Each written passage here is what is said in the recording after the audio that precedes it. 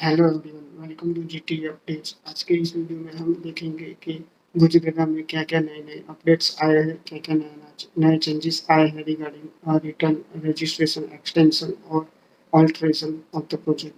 तो stay tuned till the end, we are going to discuss about all the important Gujarat updates. तो आज का हमारा मेन टॉपिक है order 33, relief for mitigation of covid 19 pandemic and lockdown implication. Order number 34, implementation of financial quarter based QPR filing with effect from 7 July. यानी ये order 34 में हमारा जो पूरा return quarterly return project system है, वो pattern है, वो पूरा चेंज हो गया है इस नए ऑर्डर के चलते। फिर ऑर्डर हम डिस्कस करेंगे order 35, extension of project registration due to covid 19। यानी जो भी प्रोजेक्ट एक्सटेंशन हम करते हैं, जो 1 साल तक हमको मिलता है, वो एक्सटेंशन में क्या चेंजेस आए हैं वो हम ऑर्डर 35 में डिस्कस करेंगे अगले नेक्स्ट स्लाइड में। फिर ऑर्डर है 36, रेरा पोर्टल अपग्रेडेशन। यानी ये पूरा ड्रास्टिक चेंज है। रेरा का जो गुजरेरा का जो वो पुराना पोर्टल था, उसमें बहुत ही सारे अच्छे-अच्छे चेंजेस अपग्रेडेशन के साथ आए हैं। तो एक नया पोर्टल हमको देखने को मिलेगा in near near future. So stay tuned till the end. So let's discuss Order 33, which is relief for mitigation of COVID-19 pandemic and lockdown implication. इस ऑर्डर में अथॉरिटी ने जो एक्सटेंशन फीस हमारी जो होती है, जब अभी हम प्रोजेक्ट एक्सटेंड करते हैं तो हमको एक पर्टिकुलर फीस पे करने की होती है, और जब भी हम ऑल्टरेशन के लिए अप्लाई करते हैं तब भी हमको एक पर्टिकुलर फीस पे करनी होती है। वो फीस अथॉरिटी ने वेव कर दी है, यानी माफ कर दी है। यानी वो एक्सटेंशन फीस या ऑल्टरेशन एप्लीकेशन फीस अब हमको नहीं भरने की, लेकिन कौन से प्रोजेक्ट है वो इस कैटेगरी में आते हैं। तो let's see what types of project are fall in this category. तो पहले तो ये Gujarat under rule 7(1), where extension of registration is due to force measure, the authority may at its discretion waive the fees for such extension granted to any real estate project। यानी authority के पास ऐसी power है कि अगर कोई force major है, जो कि लॉकडाउन है, वो ऑब्वियसली फोर्स मेजर में कैटेगरी में ही आएगा। तो ये पर्टिकुलर रूल्स का यूज करते हुए अथॉरिटी ने एक अच्छा वेलकमिंग स्टेप लिया है। जो भी प्रोजेक्ट है जिसकी प्रोजेक्ट एंड डेट पहले 1 अप्रैल 2020 से लेकर 31 मार्च 2021 तक, यानी ये पर्टिकुलर 1 ईयर में किसी भी प्रोजेक्ट की एंड डेट है, तो उसको एक्सटेंशन एप्लीकेशन जब भी वो करेंगे तो उसके प्रोजेक्ट फीस एप्लीकेशन फीस वो एक्सटेंशन एप्लीकेशन फीस वेव कर दी जाएंगी, यानी माफ कर दी जाएंगी। तो ये पर्टिकुलर ऑर्डर का बेनिफिट 1570 प्रोजेक्ट में, यानी 32% of ongoing project which is non completed project, ये बेनिफिट इन प्रोजेक्ट को मिलने वाला है। तो ये बहुत ही अच्छा स्टेप है जो एप्लीकेशन फीस वेव की है for the project extension application. दूसरा है ऑल्टरेशन। जब भी ऑल्टरेशन यानी क्या होता है कि सपोज हमने जो भी प्लान पास करवाया है, ठीक है, और इन फ्यूचर में वो प्लान में कुछ भी चेंजेस आता है तो हमको रेरा में ऑल्टरेशन के लिए एप्लीकेशन करना पड़ता है, कंपलसरी है ये स्टेप। ठीक है, तो अगर कोई प्रोजेक्ट में ऑल्टरेशन हो रहा है हमारा ड्यूरिंग दिस पीरियड, तो वो ऑल्टरेशन के लिए भी पर्टिकुलर फीस पे करने की होती है, वो भी इस ऑर्डर के तहत उसको वेव कर दी ये। तो ये ऑर्डर से क्या होगा, तो with this major GujRERA is granting relief to more than 80% of the ongoing project which are likely to be complete in next 4 years, thus enabling the sector to overcome the impact of the current lockdown to contain the COVID-19 pandemic.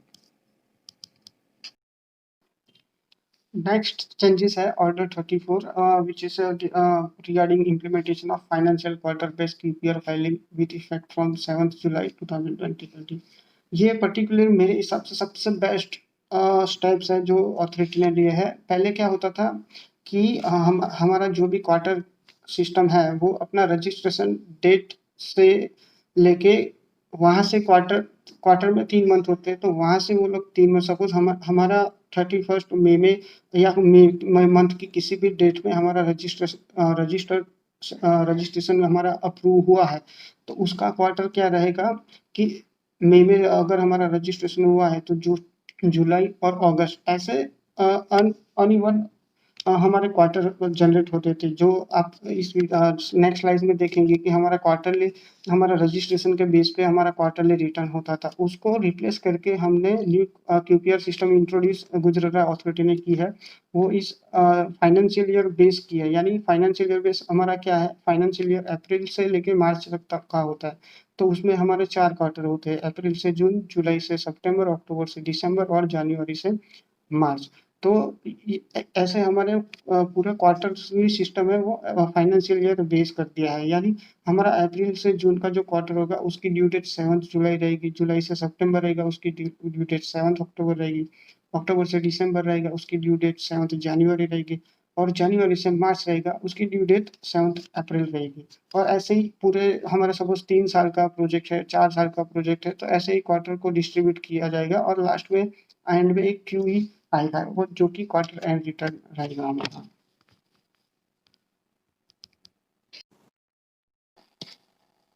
Next changes है order 35 on extension of project registration due to कोविड-19।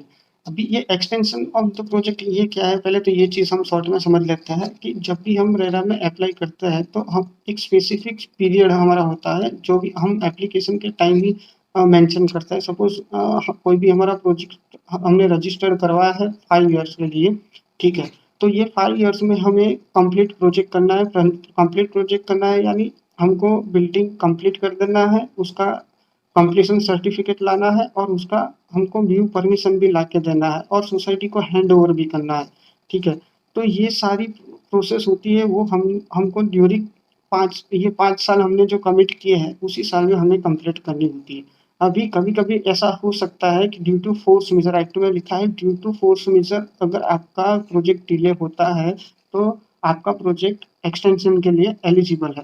तो अभी कोविड-19 को force major हमने गिन लिया है, force major की category में हमने ला दिया है। तो अथॉरिटी ने सुओ मोटो 6 मंथ का एक्सटेंशन सभी प्रोजेक्ट को दिया है। सभी प्रोजेक्ट यानी कौन से प्रोजेक्ट, ये हम आगे डिस्कस करेंगे कि उसमें भी बहुत सारे है। कोई प्रोजेक्ट एक्सटेंशन के लिए एलिजिबल होगा, कितने एक्सटेंशन के लिए एलिजिबल होगा, वो हम डिटेल में आगे डिस्कस करेंगे। तो चलो पहले देखते हैं कि ये किस तरह से ये आगे एप्लीकेबल रहेगा। तो चलो इसको, इस ऑर्डर को हम डिटेल में समझते हैं कि ये ऑर्डर किसको किसको एप्लीकेबल होगा। For all registered project under jurisdiction of GujRERA for which the completion date और extended completion date as per registration और एक्सटेंशन एक्सपायर्स ऑन और आफ्टर 25 मार्च 2020। तो ये एक अलग एक कैटेगरी ये हो गई, उसको हम केस 1 कहते हैं।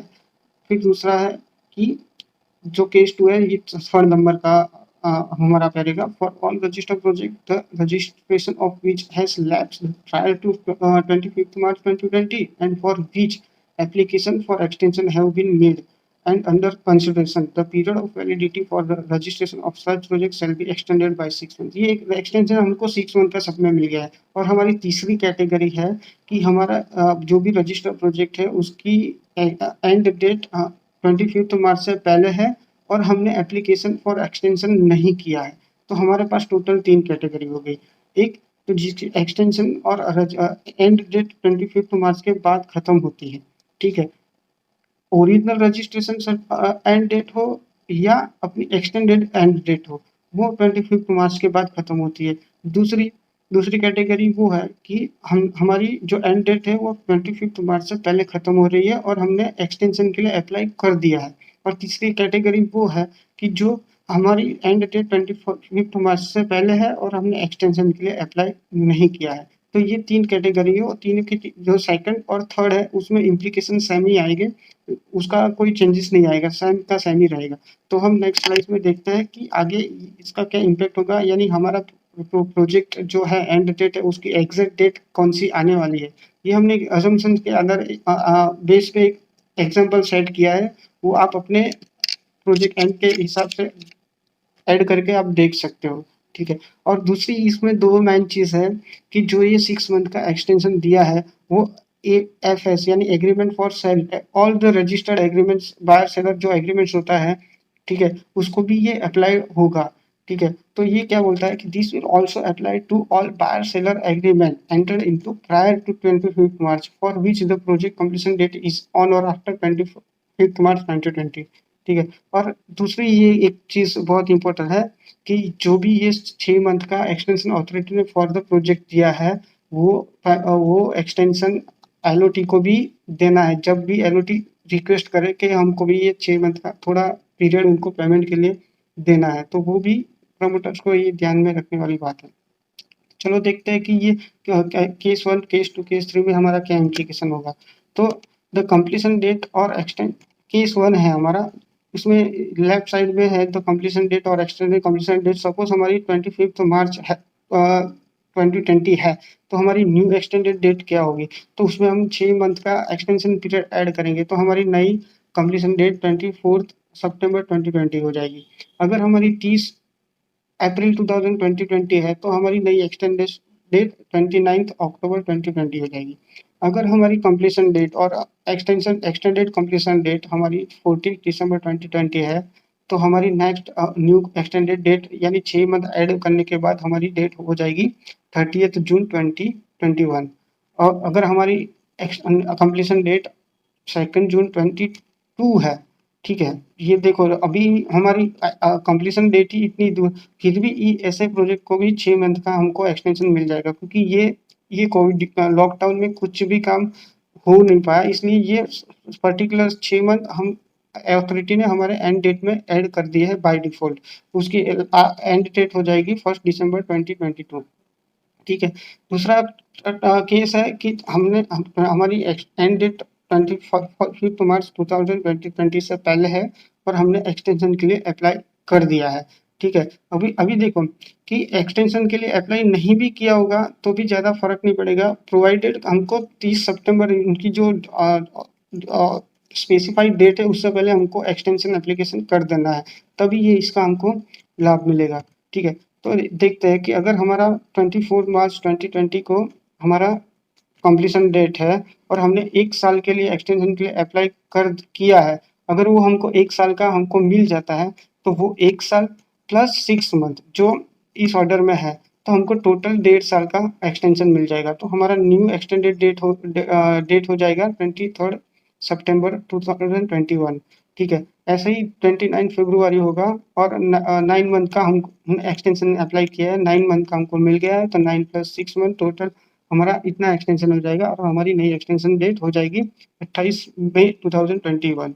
ऐसे ही 15 फरवरी 2020 हमारा डेट है, हमने एक्सटेंशन के लिए अप्लाई कर दिया है और 6 मंथ का ही एक्सटेंशन अप्लाई किया है, तो हमको और 6 मंथ एक्सटेंशन और 6 मंथ बाय ऑर्डर 35।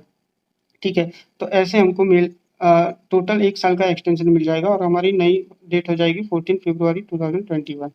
ठीक है। तो ऐसे ही हमने एक असम्पशन लेके एक टेबल ड्रॉ किया है। आप अपने भी प्रोजेक्ट में ऐसे ही अपनी डेट डाल के आप चेक कर सकते हो कि हमारा नया एक्सटेंशन क्या आ जाएगा। और वैसे भी हमारा जो नया पोर्टल आने वाला है उसमें हमारा नया registration certificate with extended due date आ ही जाएगा, वो सिस्टम जनरेटेड होगा, ऑटोमेटिक ही होगा। हमारा लास्ट टॉपिक है ऑर्डर 36 रेरा वाटर अपग्रेडेशन भी, ये बहुत ही बढ़िया वाली चीज आने वाली है गुजरात अथॉरिटी में। ऑफिशियल वेबसाइट जो गुजरात की है मैंने इस स्लाइड में दी है, https://gujarat.gujarat.gov.in। अभी जो पहली पोर्टल थी वो भी बहुत ही बढ़िया थी, लेकिन ये नए चेंजेस जो आने वाले हैं टेक्नोलॉजी ड्रिवन सर्विस डिलीवरी, बहुत ही बढ़िया चीज आने वाली है। यहाँ पे मोबाइल ऐप प्रमोटर डैशबोर्ड है, मोबाइल ऐप आर्किटेक्ट डैशबोर्ड है, similar for engineers and for chartered accountants. ये बहुत ही बढ़िया चीज आने वाली है। अभी ये देखते हैं जब भी ये अपडेट आएगा, अगर लगेगा कि इसमें कोई और वीडियो बनाने जैसा है तो हम इसके रिगार्डिंग भी फ्यूचर में वीडियो लाएंगे, लेकिन इसका हमको बहुत बेसब्री से इंतजार रहेगा जब ये नया पोर्टल लॉन्च होगा, तो उसमें क्या क्या चेंजेस है, यानी कैसे चेंजेस लाए है ये रोडर में पोर्टल में। ये बहुत ही बढ़िया बढ़िया चीज इन्होंने लिखी है, single login access for all action ease of doing compliance. ये बहुत ही बढ़िया चीज आने वाली है ये अपने रेरा पोर्टल में, रेरा 2.0 में। तो देखते रहिए, जब भी लॉन्च होगा हम उस रिगार्डिंग भी आपको वीडियो लाते रहेंगे। और आप नीचे कमेंट सेक्शन में ज़रूर बताइएगा। अगर आपको रेरा में कोई भी टॉपिक पे वीडियो चाहिए, suppose registration, extension, application alteration है, ठीक है? कंप्लेंट कैसे फाइल करनी है, कैसे क्या-क्या स्टेजेस होते हैं हियरिंग के, ठीक है? तो आपको कोई भी टॉपिक में डाउट हो, अगर आप उस पे वीडियो डिटेल वीडियो चाहते हो, तो आप नीचे कमेंट बॉक्स में लिख दीजिए आपको कौन से टॉपिक पे रेरा में वीडियो चाहिए। और thank you very much for viewing us और stay tuned till the end. Thanks a lot.